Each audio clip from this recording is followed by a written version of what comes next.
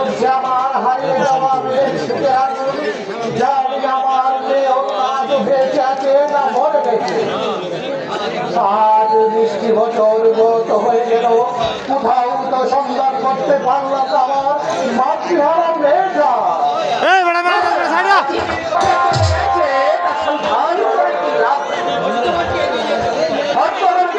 আপনি এগিয়ে চলেন মহারাজ। চলে গেছে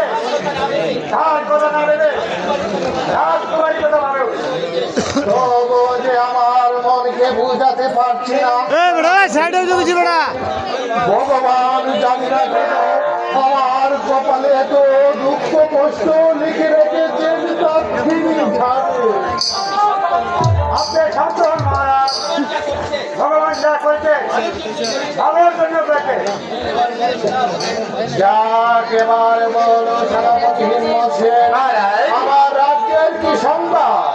মহারাজ, রাজারা সুখে আছে, কিন্তু রাজা শঙ্করাজ 2 বছর যাবৎ আমাদের রাজধানীতে অস্বীকার করছে। মহারাজ কি বললে সেনাপতি হিম্মত সেন?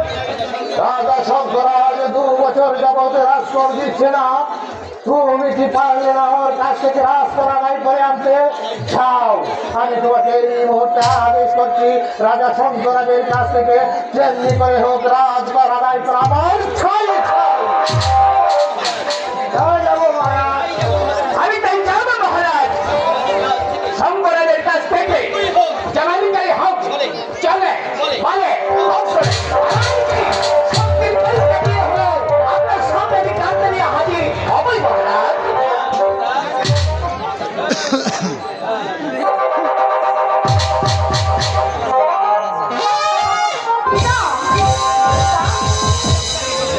আমি আপনাকে খুঁজে বেড়াচ্ছি।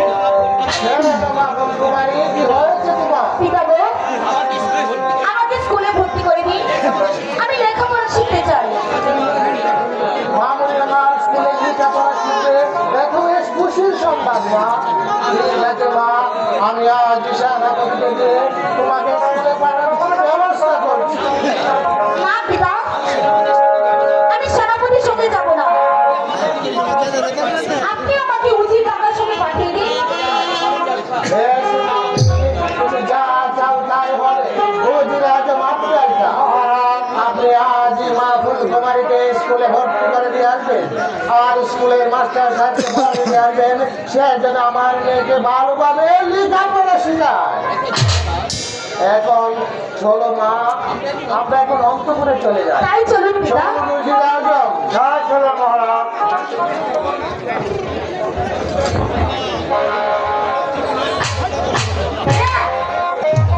अपमान है यार, अपमान।